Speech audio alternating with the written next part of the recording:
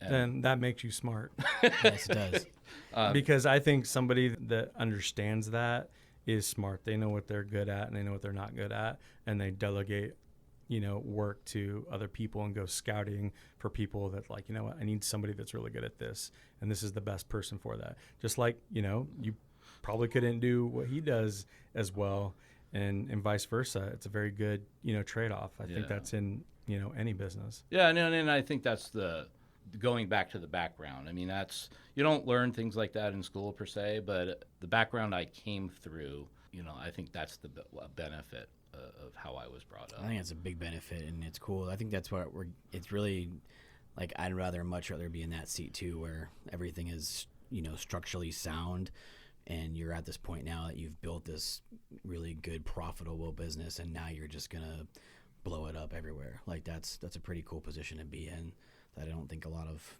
companies ever get to, or it takes a lot of work to build that infrastructure the way I think you have. Because I'm sure, because you're such a numbers guy, your decisions are based off of data and numbers. And if this is what it's going to cost to redo my website or have someone do social media or do any of that, you understand like the whole numbers behind that, not just, I don't care what it costs, like, let's just do it. And you're just going to be in debt for how much that costs. You're going into it with a real idea of where that money is coming from and how it's all going to get funded. Well, yeah, I mean, it's just like this last purchase. I mean, throwing out $250,000 for a company.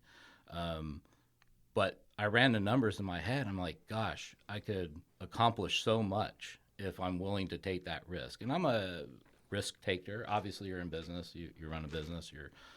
By nature, you're a risk taker. But I'm semi-conservative. You're taking educated risks, right? Yeah. And so it's like, hey, I could get the whole goal was to get my wife back into the company because, it was she's really good at what I'm bad at. And so I'm like running the numbers. We had a 10-year plan to get her back in, and this just got us there. And so she's, as I said, on the phone, she has left her corporate job, put her notice in, and she's coming on. And we can't be happier. Nice. And hopefully I'm not spending 80 hours a week. That's what, it's a lot of work, guys. I mean, to get where you are here today, as you guys know, it's 80-hour weeks for the last 10 years. So right, a lot for sure. It's a lot and luckily we don't have kids and per se dogs. so it's all I do. Yeah, unfortunately, in a way, I wouldn't do it any other way though. So that's good. Thank you. Well, it's that time of year again. PoolRx is having their spring big sale event.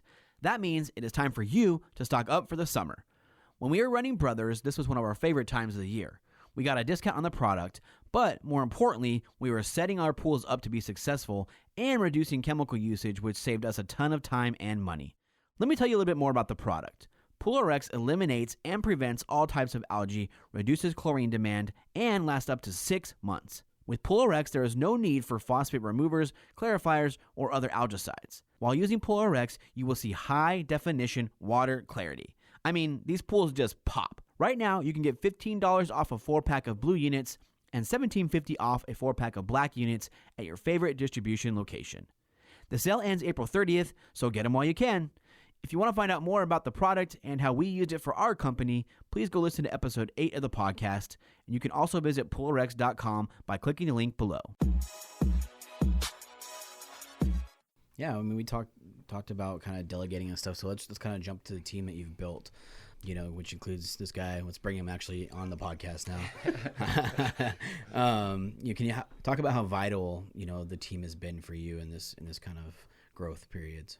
Yeah, again, I got to probably, I don't know how many pools we had when you came on. It was about 350.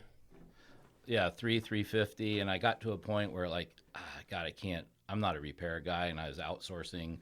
Some are more complicated, so we could, everybody can put in a filter pump, that type of, but troubleshooting, automation, troubleshooting heaters, doing that type of stuff. There's very few people who can do it, and so we're in an area in which that is very prevalent. A lot of our customer base have the disposable income to do that, and so I had Jacob do some, side projects for us when he had time.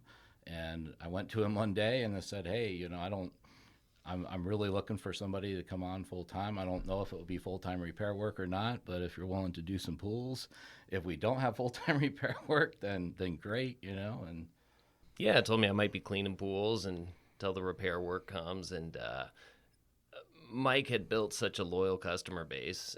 By the time that I got on and started seeing these pools and just bringing a little extra know-how and knowledge to the company, things just went gangbusters, and that's really what Mike had built beforehand, him and Amy. And the biggest reason, of course, I came on, I think everybody's come on with Mike, is that he's always looking 5 years down the road, 10 years down the road, how to build a successful company that is good for the employees, great for customers. And is that what got your attention the most, is like, this is somebody that is smart, has a vision for the future, isn't just day by day, minute by minute? Absolutely. He wasn't just doing pools to make a paycheck, and I know there's tons of companies out there, business owners that, of course, put their heart and soul into their business. There's also a lot out there that are cleaning pools by themselves, or, just good with the 60 pools or so, and Mike wasn't one of those. He's the guy that wants to be the best. That's what I think we strive for, and that's what caught my attention, is somebody that's going to put in that effort beside you instead of just somebody above you telling you what to do. And he's in the trenches every day. Wouldn't work for anybody else ever again, other than this guy. And that's what attracted me to Sparkle and Splash and coming aboard. And that's one hell of a statement. Yeah, where did you find him at? I have to say I'm probably the luckiest business owner in Tucson to have him and his brother and father. So it's one of those things where he's got, and nothing against the young guys because we're probably 25 years apart in age. It's hard to find my type of worth ethic in today's, younger generation. It is. I mean, I'm not going to BS around the point, It's okay. You're not the first person to Millennials talk are about terrible. it. And I got to learn to adjust. I understand that because the company's bigger and I have to draw from a bigger pool of people. So, I can adjust where needed. But this guy is, I want to say, as dedicated as me to the business. And, just last night he was at home, half hour away. We went to a commercial property to put some chemicals in, noticed the heater was cycling. I called him up and he came up, at 5:30 at night to fix the heater for the spa. So you don't run into too many people like this, and we are lucky to have them. So Yeah, for we're gonna get into your background a little bit, but I don't want to forget to ask you this. That's not normal. Like, why do you do that? Because I'm just gonna say it. Like, is it because of all the things you just said, on top of being paid well, maybe having insurance, having a truck?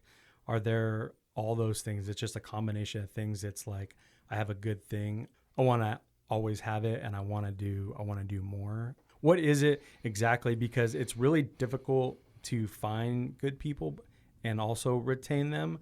But I think there's so many things out there that, as owners, we maybe didn't understand, like, what it was, what their wants and needs were exactly. So I'm just curious, like, what, and you don't have to say like what you get paid or anything. I'm just more curious, like, why are you so dedicated? Yeah, no, and obviously money's one thing, and a lot of people are highly motivated, by money and what they get paid, and of course that's a factor. In the end, for really, it's just, I guess, been my personality, and then mix that on top of somebody that is easy to follow and work with. It's not for fear of losing that position or anything like that. It's seeing someone with the same dedication as you, I guess, and wanting to put forth that same ethic. Going more into my background, really that's just how I was raised too. And I don't have kids, I'm not married. I do have a girlfriend who gets mad at me a lot for coming home at 7, 8 o'clock at night. Yes, he's always doing things. Yeah. Every time I pick up my phone, we're out at a job at 7. He's like, "Oh, you're in trouble, aren't you?" I get a text. But no, that's just, I don't like sitting down And I love working. I like happy customers. I mean, I just like helping people, and the rest of the stuff is needed, but that's, I guess, not what drives me. It's just helping people and just working. I just like working. He's a perfect combination of sales, technical, and just communication in front of a customer. There's hands down probably again, I have a lot of years of background and seeing people and being involved in different aspects of businesses. And I've never seen somebody at his age able to really go into and, sell and do a technical aspect to a customer. It's just unbelievable. Man, I know if you try to come and work for us when we had brothers, I would not be able to sleep at night because I'd be like, dude, this is too good to be true. I feel like I cannot sleep until I figure out what this dude's vice is. Like, what is wrong with this? A lot of 5-hour energies. Because there's so many times you meet somebody and they feel like they might be too good to be true. And then you find out like, oh, that's what it is. That's why they can't stay, at a company for more than 6 months or whatever it is. But yeah, I mean, obviously, let's jump into your background a little bit because I think that probably has to do with some of the way you were raised by your dad, right? I mean, right. The mentality. So can you talk about you're born and raised in Tucson, which is kind of unusual. Yeah, no, lived there my whole life. I tried getting out once and moved out of the city for about 3 months and came back. And Tucson's great. I love it. You got a little bit of city, a little bit of nature, and a whole lot of pools. Yeah. Growing up, my dad, he was in the pool industry, has been ever since I was born. 8, 9 years old, going out on jobs with him and helping him out and things like that. But he just always instilled a strong work ethic in us. I would have probably akin it to being on a farm. You got to wake up at the crack of dawn and do your chores and stuff like that, and then you can go have fun. And, we did. And as a kid, you hated it and didn't understand the value in that. But getting older and doing things that just come natural, are 100% because of that, and just literally beating that into us. He would, it's kind of funny when we were kids, we'd do yard work. We lived on about 5 acres. We'd have to rake that. And sometimes we'd put a, chain link fence to the back of a pickup truck and sit on it and rake it that way. But in the, I guess the finer areas, you'd have us doing that. And if we start slacking off, he'd take the BB gun out and shoot us with it. And right, yeah. No, nowadays I get that. Nowadays that's child abuse, but it was good fun, I promise. But no, it wasn't. It was fine. Hit you in the heel a little bit, and you get going again. So did your dad own his own service company, or did he work for another? He did at one point when I was younger, and that was actually some of the most fun I ever had, being able to go out to those jobs with him and learn a lot of the business and the industry as much as you could as a kid.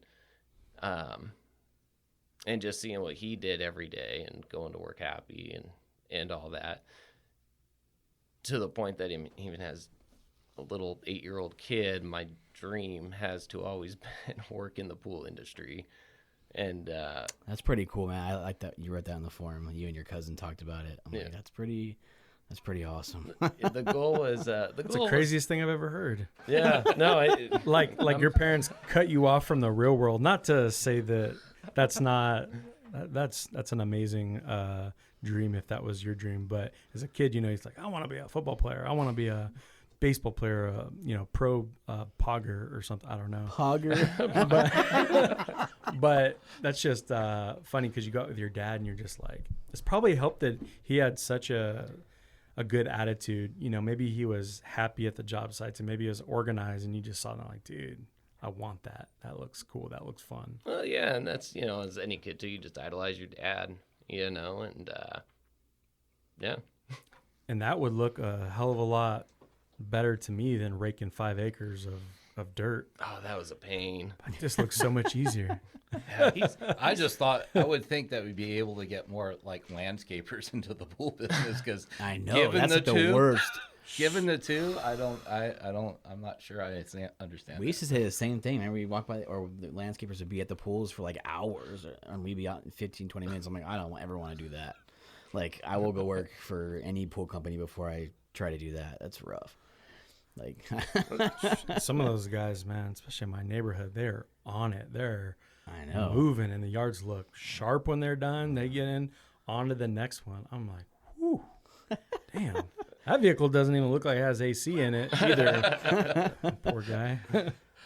So when you were 16, you started working at Leslie's. Is that kind of Yeah. how you got on the path a little bit more? That's exactly it. And so, started working at Leslie's, and kind of funny when you get out there on your own, you realize how much there really is to this industry and how little you actually know. Yeah. And So did you start working just in the store? in the retail store as just a sales associate, and kind of worked up through the ranks to manager, and then became a repair tech for a while.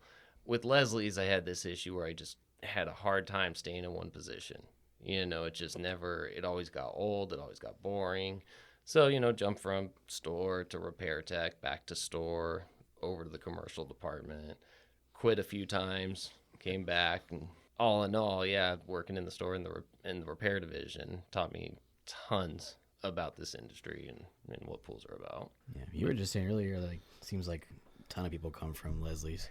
Well, they're farming all kinds of people for, the service side. We talked to a lot of people that have a background in working at Leslie. So that's really cool. And we see that as, thinking about it a little bit, it's a great place to really know your parts and really understand homeowners and what their wants and needs are. Because you probably do extremely well with, the homeowner and communicating, with them, because that is your job. Those are the only people that come through those doors every day, are ones that have a problem with their pool and they need something. So, putting your time in there and also knowing your parts, I'm sure you can ramble off any O-ring or, anything out there probably pretty well. Yeah, I stared at a lot of parts books for many hours. So, I've even still got old SKUs from there, part numbers from there stuck in my head. And so you walk into a Leslie's looking for a part, you're like, why don't you look up this number? I'm sure he has it on his phone because he has everything stored on his phone. We used to laugh many years ago that we hoped that one day that like our whole team would be together, like having dinner or at a retreat or something, and there'd be just a fun conversation where people were just laughing about they installed something and they were rambling off part numbers, and they were just so smart, and it was so much a part of their who they are and the things that they talk about, that would have been really cool, that people just know, their craft that well to where they can have like an open discussion about it, because you want it to take pride in the trade that you have learned, and when you talk about it outside of work, I feel like there's like a different level of love for it and how much you really do like it. Yeah, absolutely. Just being proud of what I do, that might be what helps drive me every day, is just going out to a customer, and not as being arrogant or to show off, but just to be able to have put in the work at this point and seen and done what I've done at this point, and give that to somebody, whether it's a customer, someone else calling for help, other pool companies and guys like that. It's an amazing feeling and opportunity. Yeah, I'm sure that's got to be extremely rewarding, because there's not many people that know, everything. And not to say that we all know everything, because there's so much to know, but that's got to be very rewarding to just be able to take care of somebody. Or even if a problem happens, you can be like, oh, you know what? I think I know what it is. Yeah. Or it's just having the fortitude to work all the way through it. even if you don't know what it is, calling up the manufacturers of particular parts of the unit that's been installed. How does that work? Where's the wiring diagram? Because maybe the manufacturer, who sells it doesn't know what parts are on their own machine and how they work. And he's got no problem picking up the phone and calling each individual part maker of the machine, or of, in this case, a heater that makes up that heater. And how does your unit work? Now, they don't know how it works in totality, but he figures out that piece. But he wants to know how that individual item on that should actually work. Wow. He goes into that type of level of detail. Like whatever it takes. Yeah. Spending 8 hours searching, figuring everything out, and then an hour service call. But you probably understand that you putting in that time to figure that out and making all those calls, that you probably won't have to do that again. That's exactly it. Is you figure it out now so you don't have to figure it out later. And I've got no problem telling the customer, hey, I have no idea. But we'll figure it out. And then just having your resources, whether it's the manufacturer or your reps or even other pool companies. I mean, even a couple of weeks ago, I had to call another guy, another tech that does Hayward warranty in Tucson. And he's been great because anything Hayward, I'm probably not your guy, and so it's just, I like Hayward. They do all right, but we just don't work on them enough. Right. And so just having your resources and connections and stuff like that. And then once you do get it figured out, store it, hold on to it, or at least hold on to where you found that so that you can reference and find it again. Right. Very good. So what's your primary role now within the company? Repair manager. So basically anybody, of course, calling in with an issue is generally me going out there and talking to them. Sales, of course, identifying any upgrade options and stuff like that that's going to benefit the customer and help them enjoy their pool. Like Mike was saying, when we bring on these new pools, like to get out to them, make sure they're running right, which is probably one of the biggest things, and one of the things we do pretty much require of our customers that you have to have working equipment.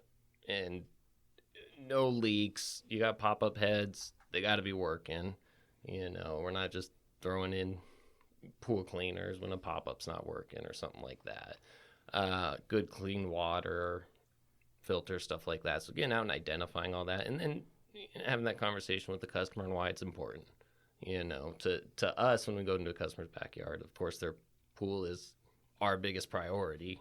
That's the only thing we see, and trying to just get that to them and let them know that, hey, you got this pool, probably take care of it and make that a centerpiece of them. So again, now making those customer relations, and he does, his title shouldn't be repair manager. I haven't come up with the correct one yet, but he does much more than that. So he's really the complete face, of the company out in the field. Sure. He's got the technical ability to discuss any topic with anything that comes up. So it's more than just pushing in a pump or filter. Yeah, definitely getting a sense of that. I'm going to try extremely hard not to ask, because I feel like I could ask a day's worth of questions right now. Right. But yeah. Fix is great auto mechanic on top of everything. So. Oh yeah, I'm also the car mechanic. Sometimes when time Hey, that's permits. what Kyle When did. time permits, yeah. So when you get done with this IntelliChem, can you come look at my truck? You got it. So what do you feel like you guys excel at, as far as you and the repair side? You're overseeing some other technicians too in the repair side? Yeah, so we got one other full-time technician repair tech, who's my little brother. Oh, And all so right, that's nice. that's easy, and I mean, he's got the same background I do, so with the exception of the Leslie's part. So he's the guy that I'll set him up for the shot and he takes it, So we'll sell the equipment. He'll go put it in all day long, and he does a great job at it. And then we're working on a couple other people, getting them into the repair side a couple days a week and training them up. So 1.5, 2 people. Yeah. Yeah. Man, you are pool people, man. Live and breathe it. It's pretty awesome. Go to vacation with your family, talking about pools. Well, it's terrible. I go to a hotel now, hotel pool, start looking around. It's like, Yeah, I can't swim hotel pools. None of us can help ourselves. Yeah. None of us. Nope. We used to, I I would joke- take pictures and send in pictures like, hey, you want to swim in that? And it's like dirt all over the bottom and all this nasty stuff. and it's like algae. yeah, algae on the and walls. skimmers, and yeah, you're like, ugh. It's hard to Nasty. even watch movies or look at old photos because they're like, at this luxury pool, but it's like, why is every pool from like, past the, 90s green? Like Yeah. every like pool in a movie is green. It's like, what the hell was going on? I joke I'll take my test strips on vacation. You got Just pull it out of your hat. Oh, how'd this We get did in here that. anyway? We did that on one of the retreats. Remember, we had like spas that we brought test strips for. That's funny. Yeah, we're all probably going to get sick. I won't even get in a spa anymore, so it doesn't matter. Very eerie. I think just going back to your question, I think delivering the combination of a good customer experience from a business perspective, it's going to get even better in the future, and then having the ability to solve people's problems in a single call. They don't have to call anybody else. I mean, we don't build pools. We're not currently redo of pools, but short of that, they don't have to go anywhere else. We have all the expertise in-house. If they need help or if we need help, we'll go outside and bring in the right people. So I think that's our big value add in what sets us apart from, where I was when I started. I mean, I didn't, have any of that stuff. So, and as a big company, we should have that. I mean, it's like United Airlines or American or wherever. I mean, it's a brand, and, people should know what they expect. They're getting, whether they want to set it first class or coach, that's their decision, and we can accommodate either one. But they know what they're going to get. And that's sort of how our business is now. Very I'm good. glad you brought that up because I like the airline Yeah. comparison you said yesterday. That's cool. Yeah, so I mean, just to highlight that a little bit, it's sort of a model that I've been toying with, and we're going to institute is, hey, we're to a size now where people they'll know brand name recognition of Sparkle and Splash, and they want to be a part of the organization or a customer, and but if they want first class service, you go to first class, you get 20 people up there with one person. It's very specialized service. We can do that. You want to be serviced on a certain day. You want to have a text cell phone number. You want to get instant response 2-hour callbacks. Whatever the case is, yeah, we'll set it up. We can accommodate that, but yeah, you're going to pay for it. And a lot of people are okay with that. But then there's people who just want to make sure their pool is ready for them, on the weekends. They don't need any special hand-holding, but they want to be associated with a brand name. We're able to accommodate that as well. Right. So it seems like you've given, Jacob a ton of responsibility in this role in handling the repair department. Do you have any suggestions for anybody listening that, handing over the reins to somebody, kind of suggestions do you have for something like that? It's a funny question because it's like I thought about that. I'm like, I didn't know any better. I mean, I don't know enough to do what he does. And so it's sort of like, hey, this is your business. You run it like your own business. You're operating your own business within our business. He doesn't come to me for really anything. I mean, or never has since he's been here. As far as pricing, I'll let him do it all. And, I judge him on the results. I mean, and I think that's where the corporate background comes in. I mean, you can't be micromanaging everybody. I mean, there's obviously times in which I'm a little passive aggressive towards him, and he knows when that is, and but it's vice versa. But you just have to have faith and trust in the people that you give responsibilities to. I mean, you just can't. I got enough to do. If you give somebody that portion, I mean, that's 50% of our business. And so if you don't trust somebody with 50% of your business, that person shouldn't probably be there. Right. So, but there's definitely, you have to see the level of commitment that they have. And I'm sure that, you just didn't step right into that role. You were doing some other things prior to that. So you guys had a relationship for a little bit, and you got to see, what, kind of work you could do and all of that, right? Not. He literally just let me go wild, and it. But I mean, out. he was acting almost like a sub in the beginning. Yeah. So I mean, clearly, it wasn't like just strait up off the streets, like, hey, I raked a 5-acre yard. I work hard. Let's go.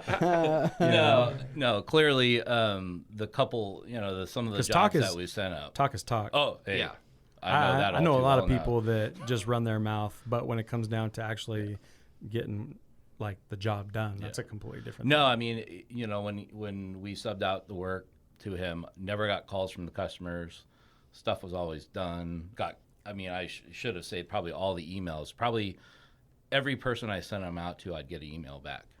This guy is just awesome. A good one. Yeah. Not the bad ones. Just Copy what you wrote in that email and paste it into Google or Yelp. really. Exactly. I wasn't high on that at the time, but no, I mean, literally it was, I did stop sending him the comments back to him because he already knows, so. Was your head getting a little big, Jacob? It's yeah. I like Come in with a big comments. king's crown on. We all want the good comments, but it was like, this can't be true. He must have paid him to send this email in or something to me.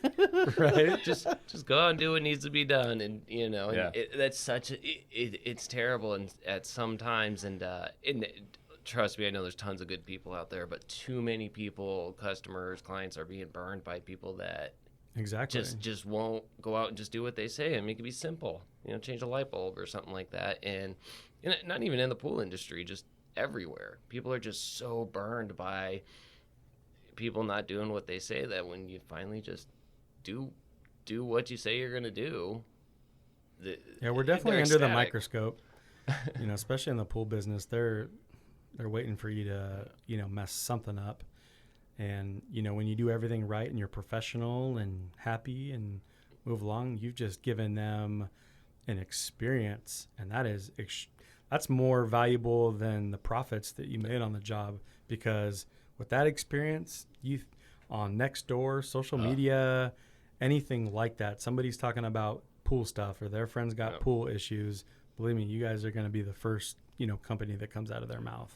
Yeah, no, I mean, he does. We always, I'm always a believer. I do what I think is right. I mean, even if it costs me $1,000 to replace an exchanger or whatever the case is, we're going to do what's right within, reason, if you will. I mean, if we feel that is something that we've done or even questionable.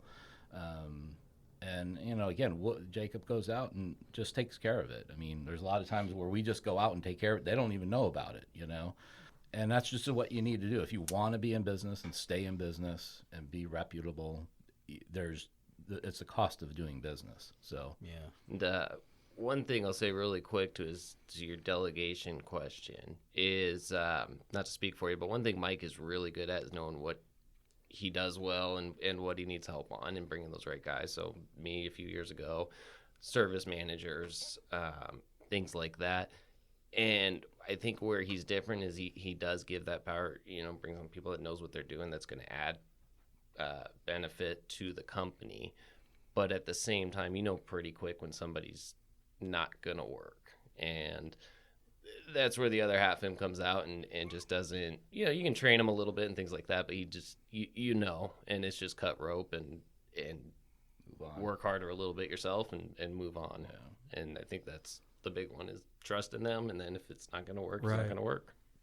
People like Jacob don't fall in people's laps. So I was going to kind of touch base on that, because I think, what you do good by knowing what you don't do well is hire pieces, right, that fit those. That's something that people need to do a better job at, I think, is figuring out what they do well and then delegating maybe those things they don't do so well.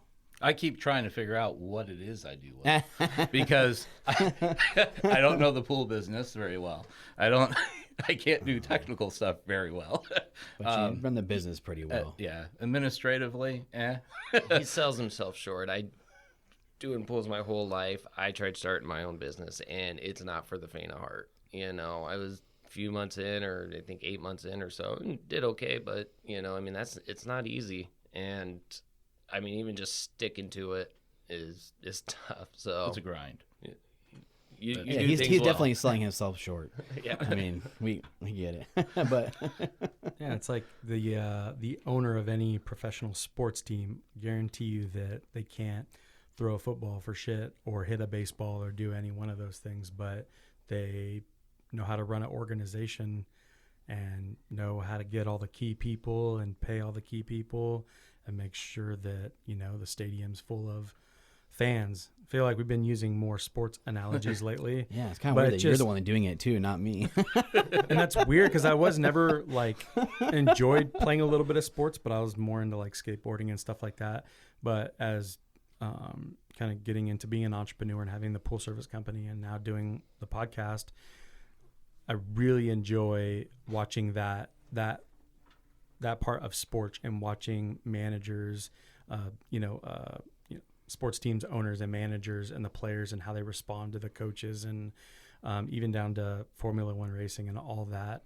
And you could just see the teams that are the best are the ones that they're in full control of their emotions and all the different things that will happen. And, you know, when you get to hear them on a podcast or anything, they're always in training, they're reading, they're listening, they're communicating, they're doing yoga, they're working out. There's so many things to set them up for when things don't go their way. Because at the end of the day, that's what makes you the best, is that when something comes up, how are you going to deal with it? You know? Yeah. So yeah, like the sports analogy is really good. They're all Back over to back my head. episodes with sports analogies. Huh? You're Gotta keep welcome. happening. Find something There's else a like lot- horse racing or something. I mean, life in general can be taken a lot out of sports. I mean, For sure. I mean, it can be. So Yeah, this is life as the ultimate game right there. So on the forums, you both talked about sort of the pool guy stigma. Can you talk more about that and how, think we can all kind of go about changing that? How much time do you have? No, it's this is one thing that gets me. I think for one, anybody wanting to get into this industry and willing to put in the work needs to jump in. It's a very good industry for anybody that's willing to do it. I guess, yeah. That being said, That being said, there you go. No, it definitely. There's times when you get people, they just jump in without knowing what pools are about. They, see a pole and a brush over at Leslie's, and But Got you on video, bro. I'm gonna turn that into a meme. Just kidding. So no, they just think it's brushing a pole and pool and adding chemicals, and you learn quickly it's a lot more than that. So one of the problems, is just not. It's not like a plumber or an electrician, where you have that mindset and that mentality that that's a trade guy. He went to school. He did this. He did that. And the pool industry, it just, people that aren't part of it look at it as he's the pool guy, and we are trades guys, and we know plumbing, electricity, gas, everything, and water chemistry. right? And it's a lot more than, just adding chlorine to a pool. And so that's one issue. yeah, no, I think it is just. It's funny because on Facebook every so often you'll see a note about college kids, what about trade schools? And in being on both sides now, a person like Jacob can basically write their own ticket in this business right now. There's not enough people. There's not enough people in the trades to begin with. And so to me, if there's something in which the industry can do and in general to raise the awareness, and that becomes the business owner's responsibilities basically to, really, when you're talking with customers, hey, this is, we charge you $125 an hour for his time, because not only does he need to know electricity, he needs to know gas, he needs to know how to plumb something. If anything, he's more valuable than a plumber, electrician, because he has to know both. Maybe not to the extent of those guys, but I mean, it's not an intermatic time clock anymore out there. Right. I look at it and I go, I have no clue what you're doing. I mean, as much as I've watched them over the last 3 years putting in all this stuff, it's like foreign to me. But you're mixing a lot of things that should not be mixed together. And if you don't know what you're doing, water, electricity, chemicals, that's a good recipe for a bad day if you don't know what you're doing. And I don't, and then to me, that's what needs to be brought out. I mean, somehow highlighted when you're talking with your customers or signing customers up. It starts at the grass levels, if you will, and it eventually maybe there'll be trade schools for pool professionals, Yeah, Well, we hope so. Educating the customer is definitely a big key piece to that, and everybody should be doing that. Why you're choosing us over somebody that's not as well trained or whatever. Educating the customer and changing that mentality has to be a big piece of that. That's a huge one. And getting in the backyard and just training them to show them. Yeah, educating those customers on why we are who we are, what we charge, and why we charge that. And that it's not just a single pole pusher anymore. And not that those are bad, like you said. It's just they have to be told like why they're paying more money, not just given a price. That's exactly. Like, everybody just throw. I don't say everybody more. More and more people are doing a lot better at this, but like they just give out a price and it's a blanket coverage. Mm-hmm. Well, the blanket coverage and one price doesn't really work because it's all different scenarios. And they, like you said earlier, they just want more things. There's different levels you can give. There's different options. There's a lot more available. And if you train the customer and teach them, educate them why they're paying for that, then they aren't going to go back to those other ones unless they're just cheap. But they understand what a real quality person is worth. Yeah, and again, I think it all starts with the business owner. It's being one guy left recently because we're too corporate. Well, I mean, we're a business. And if you don't act like a business, you can't charge business pricing.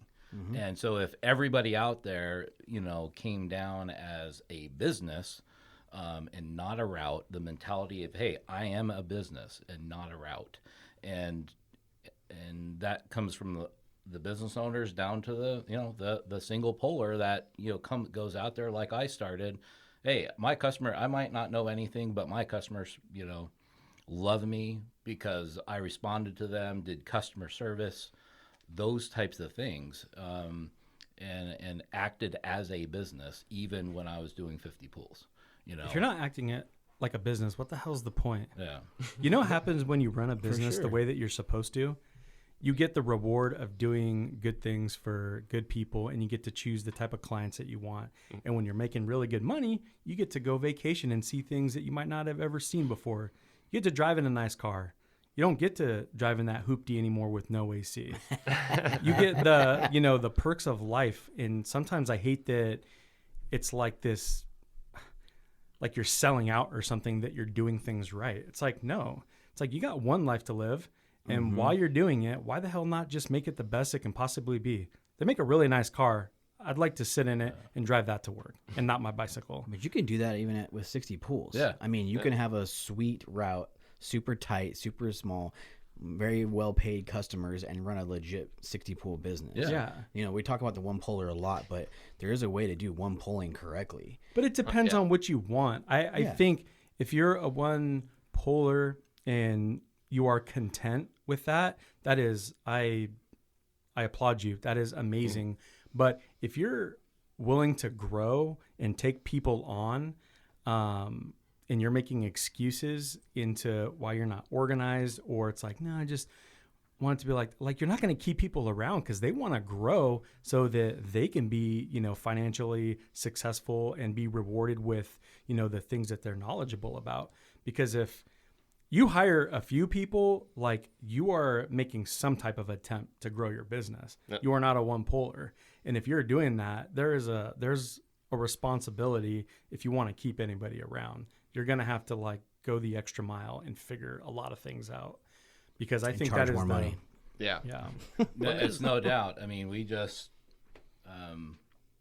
raised lots this past year. I mean, blanket across probably 400 or 500 customers. I might have lost, I don't know, 30 of that, maybe that. But they're probably the 30 you didn't want anyways. Bingo. Exactly. If they didn't see the value, we actually had our first person call us back this last week. Oh man, isn't that a sweet feeling? Yeah, it is. Oh love that man, call. that's the best feeling. Yep. And even when you can tell them no sometimes, and you're like, yeah, I'm not taking you back. It's like, oh man, it's the best. No, it is. But I mean, at some point, but that could be if you're, if you're maxed out as a single guy and you don't want to grow anymore because you don't want to have the headaches of I have, then start weeding out those, bring on the new ones, and then your profits go up, but don't be scared of raising prices. But don't just do it. Go talk to people, if you can get connected with a financial advisor or somebody that knows numbers, because oftentimes I've heard people I just did it and it's not really, it's not going to work out if you didn't have a plan. You don't know what the hell you're doing. Don't just cut people because they're a pain in the ass. You got to have some type of plan as to what you're doing and how you're going to benefit from it from, every, area in your business. So, really take the time to figure it out so that you don't, kind of like what you're talking about, and you spent 8 hours, on the phone, talking to these people and figuring out how this heater really works and how you were going to, install it or repair it. Taking that time in every part of your business to really take the time to figure that piece out, that's it. Little things change, but that's it. When you get a grasp on it and you turn it into maybe some type of process, you don't have to mess with it too much more. And it's so much easier to just keep that up instead of just kind of like we said, just every day is a new day, never know what's going to happen. And you're just, running out into the field, putting out fires, and you're doing this. And it's how long can you last doing that? You're going to become grumpy. Yeah. Nobody's going to want to work with you. And then people are going to start quitting. It's a burnout. Yeah. Yep. No, and that's it's funny. I heard you mention the plan to get rid of people if they're a pain in the butt. Having that plan. And one thing I think everyone should know is don't get into, that's not your scapegoat. And I think that I even got in that mentality, and it kind of even shaved onto some of those guys at times where the customer is just a pain. So, well, they're not our customer. And we do provide customer service, and you go through every effort to maintain a customer. And you eventually reach a point where either equipment's not working or they are just absolutely crazy and you can't work with them. But just because you have, either 80 pools or 800,000 pools, you don't want to just dump somebody because they're a pain, Yeah, exactly. So, if you could go back and change one thing, what would it be? I don't like really looking back too much. That's my forte is looking forward.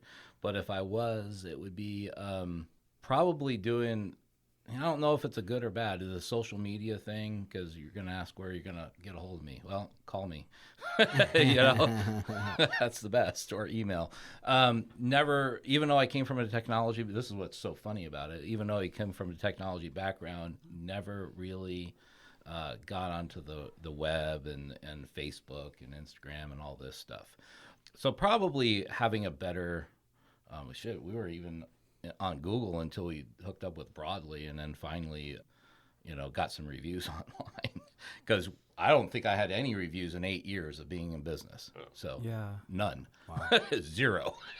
So clearly, I started that thought process, a couple of years back, where, hey, probably, should probably do that, because our competitors in town, have 200 reviews. It's like, who are they going to call,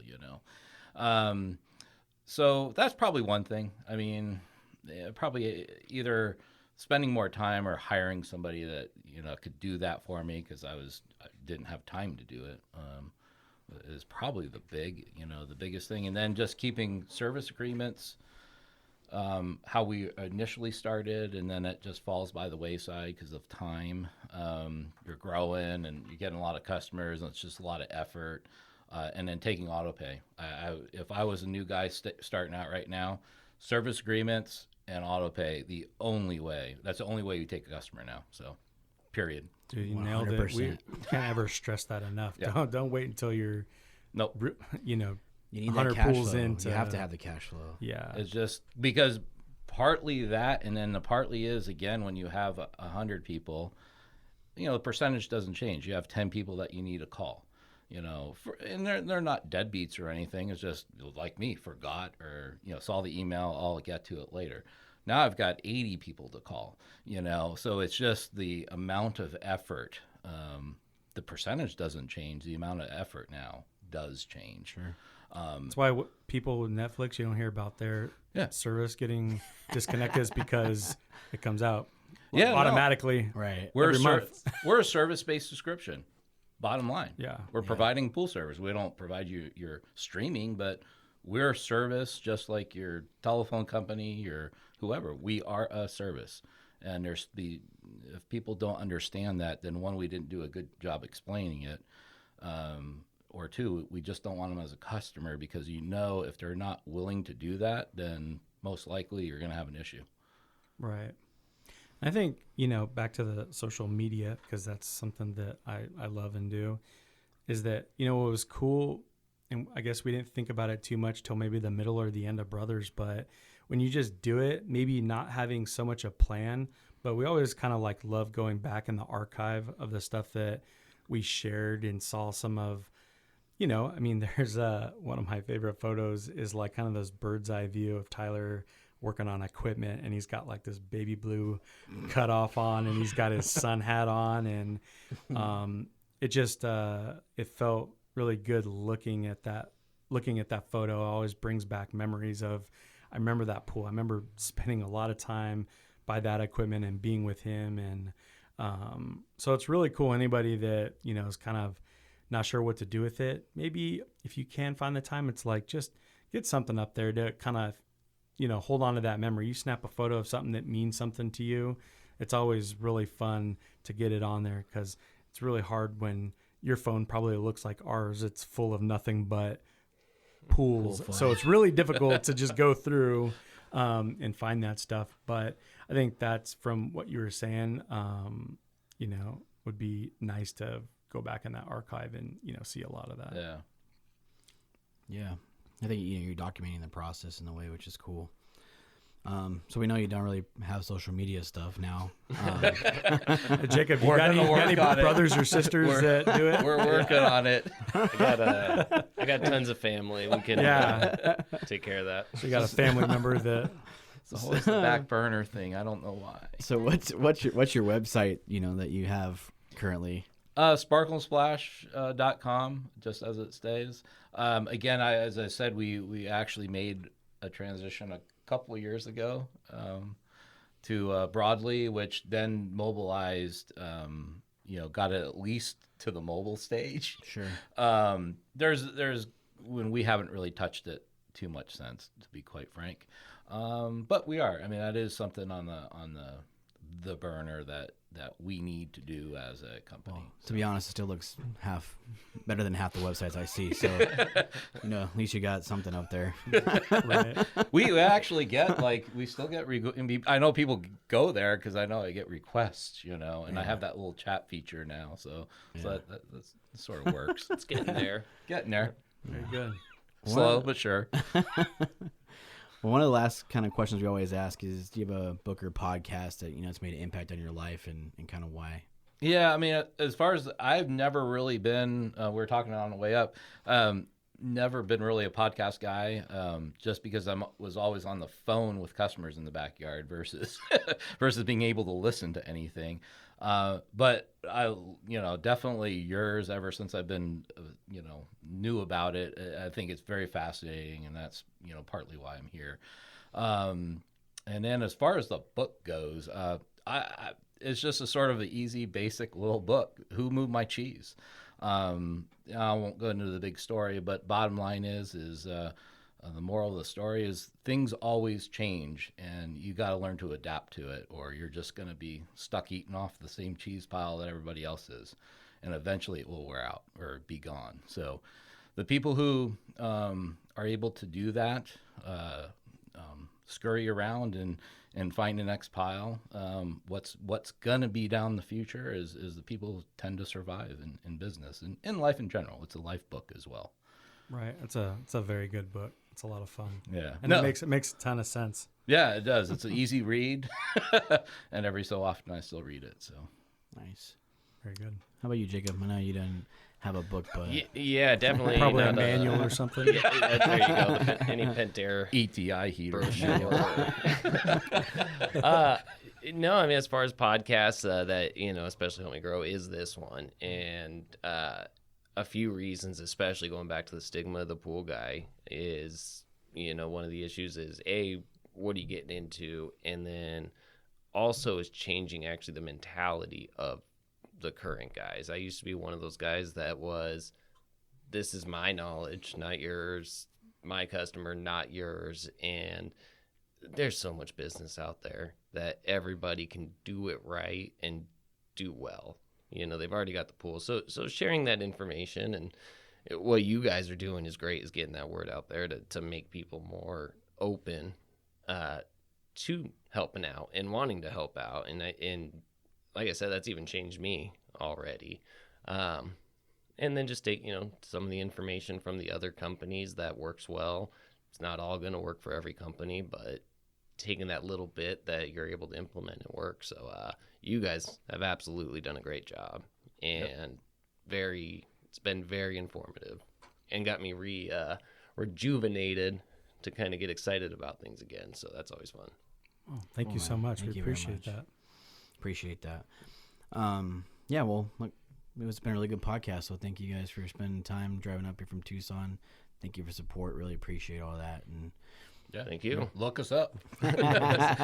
give him a call. Give us a call. We don't text either, by the way, so it's phone call or email. Thank you guys. Thank you very much. Thanks for checking out this episode. If you want to find out more about our guests or the sponsors of the show, you can check them out on the links we have provided in the write-up below. We have also provided links to our social media platforms, so please follow us on Instagram, Facebook, Twitter, and YouTube. Our tag is Pool Chasers. If the podcast has brought you any value, please do what you can to support us through our Patreon page by going to patreon.com/poolchasers. And don't forget to subscribe to the podcast to be updated each time a new episode is released. One last thing. If you're not yet in our Facebook group, join it today to be surrounded by like-minded individuals who are all trying to better the industry. Thank you all for the support. We appreciate your time and your ear. See you out there, Pool Chasers.